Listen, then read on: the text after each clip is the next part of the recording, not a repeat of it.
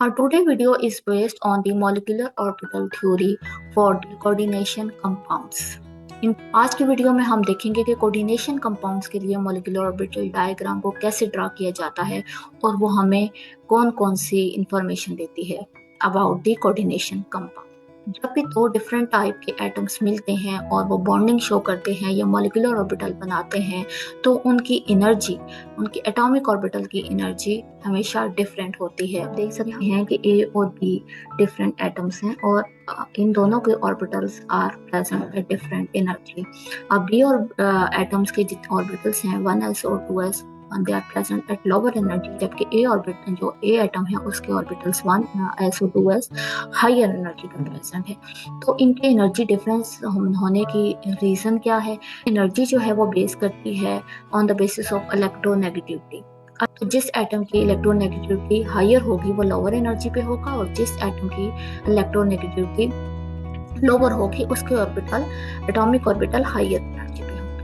तो इसे अगर दोनों ऑर्बिटल्स के दरमियान में जितना एनर्जी गैप होता है वो एक्चुअली हमें जो है वो इलेक्ट्रोनेगेटिव डिफरेंस को बताता है या फिर हमें वो आयनिक करैक्टर के बारे में बताता है। फॉर एग्जाम्पल यहाँ पे आप देखें दोनों ऑर्बिटल्स के दरमियान में जितना भी एनर्जी गैप है, इस एनर्जी गैप से हम इस मॉलिक्यूल के अंदर इनका आयनिक करैक्टर को डिफाइन कर सकते हैं। सेम वाइज अगर 2s के केस में देखा जाए तो आपके पास जितना भी एनर्जी गैप है 2s ऑफ 2 एटॉमिक ऑर्बिटल, तो ये हमें आयनिक करैक्टर के बारे में इंफॉर्मेशन देगा। हम बात करें मेटल ऑर्बिटल्स और लिगेंड के ऑर्बिटल्स के ओवरलैप की, क्योंकि मॉलिक्यूलर ऑर्बिटल्स बनते हैं by the overlap of the atomic orbital of the metal and the ligand. और लिगेंड के ऑर्बिटल्स के दरमियान में जो भी लीनियर ओवरलैपिंग पॉसिबल है और उसके रिजल्ट में मॉलिक्यूलर ऑर्बिटल्स की फॉर्मेशन होती है। लाइक हेयर यहाँ पे आपको मेटल के ऑर्बिटल्स नजर आ रहे हैं। ये मेटल के ऑर्बिटल्स जबकि ये लिगेंड के ऑर्बिटल्स के साथ ओवरलैप करते हैं और ओवरलैपिंग के रिजल्ट में मॉलिक्यूलर ऑर्बिटल्स बनते हैं। मॉलिक्यूलर ऑर्बिटल थ्योरी आपको दो तरह की बॉन्डिंग के बारे में बताती है, एक सिग्मा बॉन्ड और एक पाई बॉन्ड। तो यहाँ पे हम सिग्मा बॉन्ड की फॉर्मेशन के बारे में बात करेंगे। तो जब सिग्मा बॉन्ड की फॉर्मेशन होती है तो लिगेंड की तरफ से या तो पी ऑर्बिटल होते हैं या फिर कोई हाइब्रिड ऑर्बिटल होते हैं जो कि पार्टिसिपेट करते हैं in the overlapping with the metal orbitals. कि अगर मेटल के ऑर्बिटल की बात की जाए तो सबसे पहले डी ऑर्बिटल्स होते हैं और हम जानते हैं कि जब लिगेंड डी ऑर्बिटल्स को अप्रोच करते हैं तो उनकी डीजेनरेसी लॉस हो जाती है और वो दो एनर्जी लेवल्स में कन्वर्ट हो जाते हैं, T2G और Eg। ऑर्बिटल्स जो होते हैं वो आपके पास प्रेजेंट होते हैं इन बिटवीन द एक्सिस। यहाँ पे 3 आपके पास T2G ऑर्बिटल होते हैं जिनकी लॉब्स जो है वो इन बिटवीन द एक्सिस होती हैं, जबकि Eg ऑर्बिटल के केस में जो लॉब्स होती हैं that are present exactly on the axis. अगर हम बात करें कि ओवरलैपिंग कैसे होगी between the metal orbitals and the ligand orbitals, तो सबसे पहले बात करते हैं मेटल के s ऑर्बिटल और लिगेंड की ऑर्बिटल्स की। अगर मेटल का s ऑर्बिटल हो और लिगेंड की p ऑर्बिटल हो तो फिर वो तीनों डायरेक्शन से ओवरलैप कर सकते हैं। All x y z axis से कोई भी p y p x p z orbital जो है वो s ऑर्बिटल के साथ ओवरलैप के। s orbital are spherical in shape. अगर हम ये जूम करें ये s ऑर्बिटल है तो ये सब डायरेक्शन से जो p ऑर्बिटल है लिगेंड के वो मेटल के s ऑर्बिटल के साथ ओवरलैपिंग शो कर सकते हैं। जबकि अगर हम बात करें मेटल के Eg ऑर्बिटल की, क्योंकि Eg ऑर्बिटल हमने बात की थी कि that are present on the axis, तो ऑर्बिटल Eg ऑर्बिटल के साथ भी ओवरलैपिंग शो करके बॉन्डिंग शो कर सकते हैं।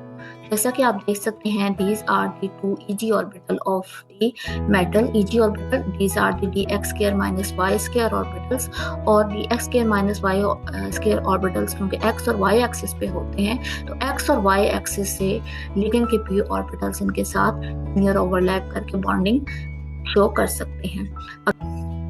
अगर हम बात करें dz स्क्वायर में तो इस केस में भी जो लॉब्स होती हैं वो आपके पास एक्सिस पे प्रेजेंट होती हैं। So on all the axis पे, क्योंकि लिगेंड के orbitals also present on the axis in the case of octahedral, तो ऑक्टाहेड्रल के केस में ये आपके पास Eg के dz स्क्वायर ऑर्बिटल्स के साथ ओवरलैपिंग शो कर सकते हैं ऑन ऑल द एक्स। हम बात करें मेटल के T2G ऑर्बिटल की तो क्योंकि ऑक्टाहेड्रल के केस में लिगेंड जो है वो एक्सिस पे प्रेजेंट होते हैं और T2G की लोब्स क्योंकि एक्सिस में प्रेजेंट नहीं होते, these are present on between the axis, तो इस केस में overlapping is not possible between the ligand orbital and the T2G orbital. You can see that the T2G orbital of the metal in which the lobes are present in between the axis.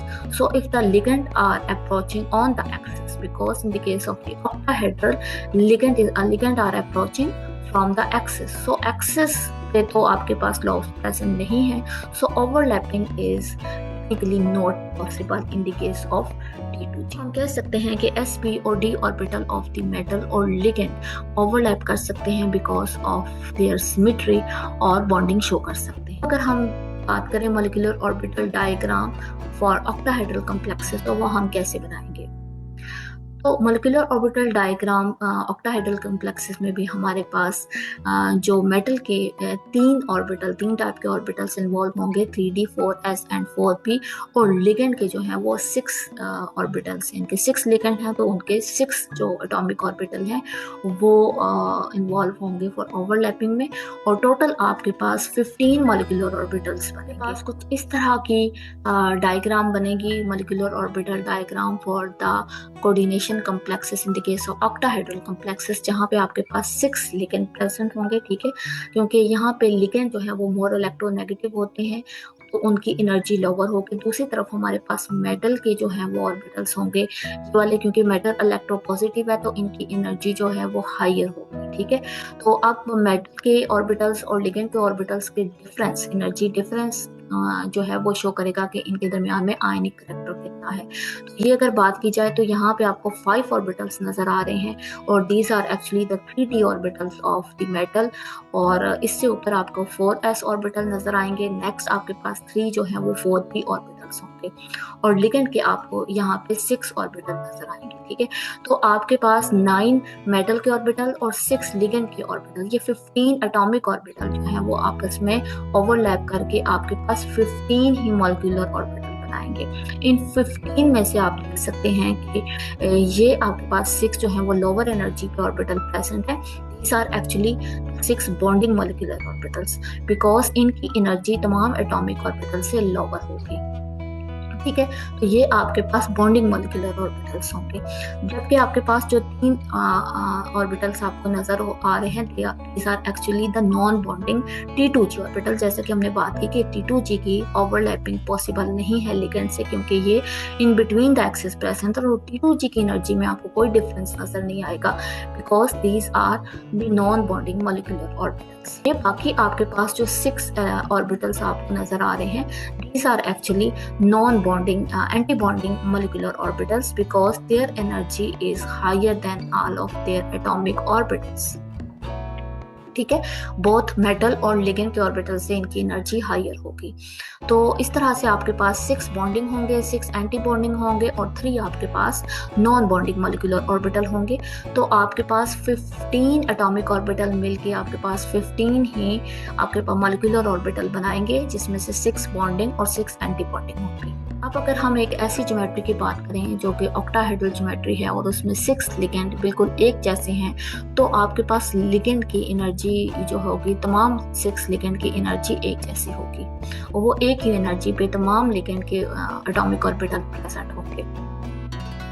तो अब जितने भी आपके पास ligand के electrons हैं, क्योंकि आपके पास 6 ligand है तो आपके पास 12 इलेक्ट्रॉन होंगे, क्योंकि हर लिगेंड इलेक्ट्रॉन पेयर डोनेट करता है. तो वो इलेक्ट्रॉन पेयर जो है वो सबसे पहले कहाँ पे फिलिंग होगी, वो लोअर एनर्जी ऑर्बिटल्स जो कि बॉन्डिंग मॉलिक्यूलर ऑर्बिटल हैं वहाँ पे इलेक्ट्रॉन की फिलिंग होगी, क्योंकि bonding molecular orbital are more closer to ligand orbital. So ligand के जितने भी इलेक्ट्रॉन हैं वो बॉन्डिंग में जाएंगे. अगर हम बात करें 4s and 4d orbital of the metal की, तो अगर in the case of the first transition row, तो उसके आपको इलेक्ट्रॉन या उनके जो है वो आपको मिडल ऑफ द डायग्राम आपको वो नजर आएंगे 4s एंड 4d के ऑर्बिटल्स. तो जो मिडल ऑफ द डायग्राम है molecular orbital diagram, that is just like the crystal field diagram जो हम बनाते थे in the case of the coordination complexes T2G and EG के केस में। तो वो आपके पास वहाँ पे T2G ऑर्बिटल भी आपको नजर आएंगे, लेकिन मॉलिक्यूलर ऑर्बिटल डायग्राम में वो ऐसा नॉन बॉन्डिंग ऑर्बिटल आपको नजर आएंगे, जबकि जो EG ऑर्बिटल है वो यहाँ पे आपको ऐसा एंटी बॉन्डिंग ऑर्बिटल नजर आएंगे। तो आइए देखते हैं कि मॉलिक्यूलर ऑर्बिटल डायग्राम हम कैसे ड्रा करेंगे for the octahedral complex with the same ligand. तो यहाँ पे आप देखें तो आपको पास 6 लिगेंड, क्योंकि ये लिगेंड एक जैसे हैं तो ये आपको सेम एनर्जी पे नजर आएंगे। और मेटल आपके पास जो है वो उसमें आपके पास 3d4s एंड 4p ऑर्बिटल हैं that are higher energy than that of ligand orbital. तो आपके पास मेटल में 6 इलेक्ट्रॉन प्रेजेंट हैं इन d ऑर्बिटल्स में। तो यहाँ पे अगर हम देखेंगे, हमने जैसे बात की थी कि आपके पास टोटल जो है वो 15 एटॉमिक ऑर्बिटल्स हैं। तो 15 एटॉमिक ऑर्बिटल्स में 6 हमारे पास बॉन्डिंग आएंगे, 6 हमारे पास एंटी बॉन्डिंग आएंगे और 3 हमारे पास नॉन बॉन्डिंग आएंगे। तो अगर हम बात करें कि इनकी इलेक्ट्रॉन की फिलिंग हम मॉलिक्यूलर ऑर्बिटल में कैसे करेंगे, तो सबसे पहले देखेंगे कि जो हमारे पास लोअर एनर्जी पे लिगेंड प्रेजेंट है उसमें 12 इलेक्ट्रॉन है। तो ये 12 इलेक्ट्रॉन बॉन्डिंग के 6 ऑर्बिटल को ऑक्युपाई करेंगे और यहाँ पे एकोमोडेट हो जाएंगे। ठीक है, तो ये आपके पास 12 इलेक्ट्रॉन बॉन्डिंग में जाएंगे because they are more close to ligand. तो लिगेंड के इलेक्ट्रॉन बॉन्डिंग में जाएंगे, जबकि मेटल के जो इलेक्ट्रॉन है उनकी हम फिलिंग कैसे करेंगे। यहाँ पे आप देख सकते हैं कि ये तो आपके पास सबसे पहले कुछ इलेक्ट्रॉन तो नॉन बॉन्डिंग में जाएंगे। अब यहाँ पे नॉन बॉन्डिंग और first anti bonding orbital they will behave like the T2G and EG as same we fill in the case of crystal field diagram। तो जैसे हम क्रिस्टल फील्ड डायग्राम में देखते थे लोअर पे आपके पास T2G होते थे, तो यहाँ पे आपके पास T2G नहीं है बल्कि यहाँ पे आपके पास नॉन बॉन्डिंग है। जबकि अगर हम ऊपर देखें तो यहाँ पे आपके पास EG ऑर्बिटल्स तो नहीं है, लेकिन ये आपके पास anti bonding sigma anti bonding है। लेकिन सिग्मा एंटी बॉन्डिंग और नॉन बॉन्डिंग बिल्कुल वैसे ही बिहेव करेंगे जैसे कि T2G और EG करते थे। एक बात मैं आपको ये क्लियर कर दूं कि यहाँ पे हम बात कर रहे हैं सिग्मा बॉन्ड फॉर्मेशन की between the metal and ligand. और सिग्मा बॉन्ड की फॉर्मेशन में T2G पार्टिसिपेट नहीं करते और T2G हमेशा नॉन बॉन्डिंग रहते हैं। ठीक है, तो यहाँ पे हम नॉन बॉन्डिंग को T2G कंसीडर करेंगे। तो आपके पास 4 इलेक्ट्रॉन जो है वो T2G में जाएंगे और बाकी जो रिमेनिंग 2 इलेक्ट्रॉन है वो एंटी बॉन्डिंग में जाएंगे। तो अब आप देख सकते हैं कि यहाँ पे एंटी बॉन्डिंग में 2 इलेक्ट्रॉन है। हमने देखा था कि जितने इलेक्ट्रॉन एंटी बॉन्डिंग में प्रेजेंट होते हैं उतना ही वो कॉम्प्लेक्स वीक होता है। और यहाँ पे आप देखेंगे कि आपके पास जो डिफरेंस है, एनर्जी डिफरेंस, वो लोअर दिखाया गया है। ठीक है, अगर ये एनर्जी डिफरेंस हायर होता तो ये इलेक्ट्रॉन नीचे ही फिलअप हो जाते, क्योंकि पेयरिंग एनर्जी आपके पास कम होती और इलेक्ट्रॉन जो है वो नीचे ही पेयर अप हो जाते। लेकिन यहाँ पे क्योंकि लिगेंड आपके पास जो है वो वीक फील्ड है, ठीक है, तो इस वजह से हाई स्पिन है, दैट्स व्हाई आपके पास जो है इलेक्ट्रॉन जो है वो 2 इलेक्ट्रॉन आपके पास एंटी बॉन्डिंग में प्रेजेंट है। तो यहाँ आपने देखा कि लिगेंड के ऑर्बिटल जो है वो लोअर एनर्जी पे हैं और मेटल के ऑर्बिटल हाई एनर्जी पे हैं। तो इस तरीके से मेटल और लिगेंड के ऑर्बिटल के दरमियान में एनर्जी डिफरेंस आपको उन मेटल लिगेंड के प्रेजेंट आयनिक करैक्टर को शो करेगा। तो आयनिक करैक्टर को हम कैलकुलेट कर सकते हैं by the energy difference between the ligand orbital and the metal atomic orbital. क्योंकि बॉन्डिंग मॉलिक्यूलर ऑर्बिटल जो है वो मोर क्लोजर है लिगेंड के, because the ligand are more electronegative, that's why जितने भी लिगेंड के इलेक्ट्रॉन होंगे वो ऑक्युपाई करेंगे बॉन्डिंग मॉलिक्यूलर ऑर्बिटल्स को। से जो आपके पास 5 d ऑर्बिटल्स हैं मेटल के, वो अपने आप को उसी तरीके से उनकी स्प्लिटिंग आपको नजर आएगी इन the middle of the diagram, जैसे कि आपको क्रिस्टल फील्ड डायग्राम में नजर आती थी T2G और EG के केस में। लेकिन फर्क सिर्फ इतना होगा कि यहाँ पे T2G नॉन बॉन्डिंग है और EG आपके पास सिग्मा एंटी बॉन्डिंग होंगे। अदरवाइज उनकी फिलिंग बिल्कुल वैसी ही होगी जो कि हम क्रिस्टल फील्ड डायग्राम के केस में देखते थे। जबकि अगर हम बात करें सिग्मा डी स्टार ऑर्बिटल्स की, तो क्योंकि ये आपके पास जो मेटल के ऑर्बिटल्स थे D X square minus Y square या डी जी स्केयर, या जिनको हम ई जी ऑर्बिटल्स बोलते हैं, तो ये उनके ज़्यादा क्लोज थे, ठीक है, ज़्यादा क्लोज हैं। तो डेट्स वाई जो हैं ये बिल्कुल बिहेव भी वैसे ही करेंगे ई जी ऑर्बिटल की तरह से, ठीक है। तो सिग्मा स्टार या फिर सिग्मा डी स्टार ऑर्बिटल्स जो हैं they are just like E G orbitals, जो कि हम कंसीडर करते थे in the case of crystal field diagram. तो जब हमने इलेक्ट्रॉन को फिल करना होता था T2G से EG में, तो यहाँ पे हम जस्ट इलेक्ट्रॉन को प्लेस करेंगे from the non bonding to anti bonding sigma में। तो यहाँ पे भी आपको आप वही कंसीडर करेंगे कि नॉन बॉन्डिंग आर T2G, और जो आपके पास एंटी बॉन्डिंग सिग्मा है that are actually the EG orbitals. तो आपने इलेक्ट्रॉन की डिस्ट्रीब्यूशन बिल्कुल वैसे ही करनी है जैसे कि हम क्रिस्टल फील्ड के केस में करते थे। अब स्प्लिटिंग पैरामीटर की कॉन्सेप्ट भी हमने क्रिस्टल फील्ड थ्योरी के केस में हमने पढ़ा था। अगर आपको क्रिस्टल फील्ड थ्योरी समझनी है तो आप हमारी प्रीवियस वीडियो को देख सकते हैं, जिसमें हमने क्रिस्टल फील्ड थ्योरी और स्प्लिटिंग पैरामीटर के बारे में बहुत डिटेल से डिस्कस किया हुआ है। तो अगर हमारे पास energy difference between the non bonding T2G जिन ऑर्बिटल कहते हैं और सिग्मा स्टार या EG ऑर्बिटल के दरमियान में स्मॉल हो, तो इलेक्ट्रॉन जो है वो अनपेयर रहेंगे और वो हाई एनर्जी ऑर्बिटल को भी फिल कर लेंगे, like in the case of the hexa fluoro cobalt complex, जिसमें आपके पास फ्लोरीन जो है वो क्योंकि वीक फील्ड लिगेंड है और वो पेयरिंग कास्ट नहीं करता, तो इलेक्ट्रॉन अनपेयर रहेंगे और वो आपके पास नॉन बॉन्डिंग में भी चले जाएंगे। इस केस में आपके पास जो इलेक्ट्रॉनिक कन्फिगरेशन होगी वो होगी T2G4 और सिग्मा डी स्टार 2। तो 2 इलेक्ट्रॉन जो है वो सिग्मा स्टार में जाएंगे और 4 इलेक्ट्रॉन नॉन बॉन्डिंग T2G में ही रहेंगे।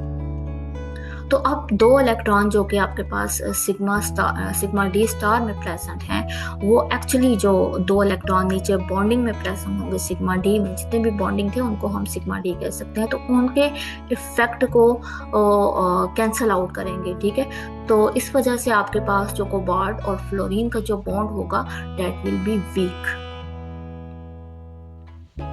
क्योंकि जितने इलेक्ट्रॉन एंटी बॉन्डिंग में प्रेजेंट होंगे उतना ही वो कॉम्प्लेक्स आपके पास वीक होता जाएगा।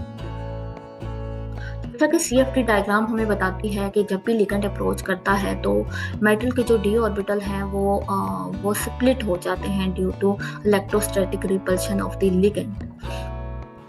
तो MOT जो है वो इस कॉन्सेप्ट को अडॉप्ट करती है और वो बताती है कि कैसे स्प्लिटिंग होती है between the T2G and EG। जैसे MOT जो है वो आपको ओवरलैपिंग का कॉन्सेप्ट देती है। वो बताती है कि कैसे अगर जितना ज़्यादा EG orbital of the metal और द लिगेंड के ऑर्बिटल के ओवरलैप जितना ज़्यादा होगा इन the case of the sigma bond, उतनी ही आपके पास एनर्जी गैप होगा between the bonding and anti bonding molecular orbitals के दरमियान में। Now you can understand how to draw the molecular orbital diagram for the coordination complex, especially for the octahedral complex, and which kind of the information we can draw from the molecular orbital diagram. I think you are able to draw the MOT diagram for the hexaamine cobalt plus 3 complex.